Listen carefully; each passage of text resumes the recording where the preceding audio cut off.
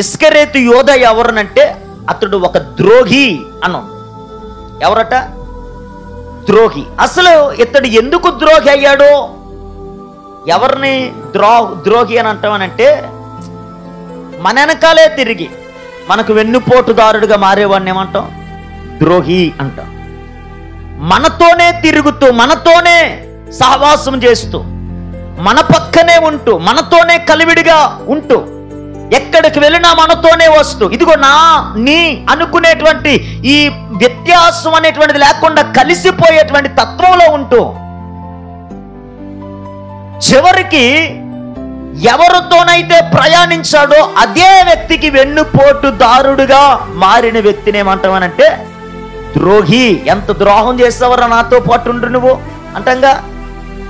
ఎంత ద్రోహం చేసావరా నా పక్కనే ఉండి నువ్వు, ఎంత ద్రోహం చేసావురా నాతో పాటు తిరుగుతూనే.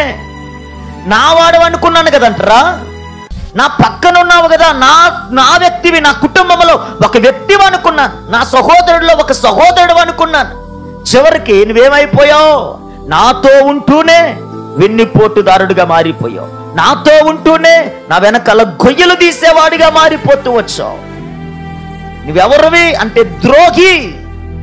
ఇస్కరేతు యోధాకి ద్రోహి అనేటువంటి పేరెందుకు వచ్చిందనంటే, వెనకాలే తిరుగుతూ వెన్నుపోటుదారుడిగా మారినటువంటి వ్యక్తి. ఈరోజు మన కుటుంబాల్లో కూడా అంతే.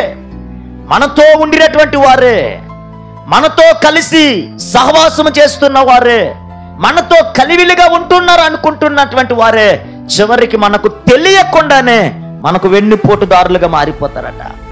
మనకు తెలియకుండానే మనల్ని కీడులోనికి నెట్టుతూ ఉంటారట. మనకు తెలియకుండానే మనకు కంట తడి తీసుకుని వస్తారట. మనకు తెలియకుండానే మనకు ఒక గొయ్య తవ్వుతూ ఉంటారట. పాపం యోసేపు నాన్నలు కదా, మా రక్తం అందరిది ఒకటే కదా అనుకున్నాడు, నమ్మాడు. రా యోసేపు వాళ్ళు అక్కడికి వెళ్ళేసి వద్దామనంటే నమ్మెళ్ళాడు.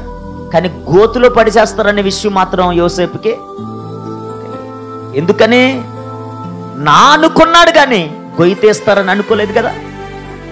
ఈరోజు ఎంతో మందిని మనం చూడగలుగుతూ ఉంటున్నాం.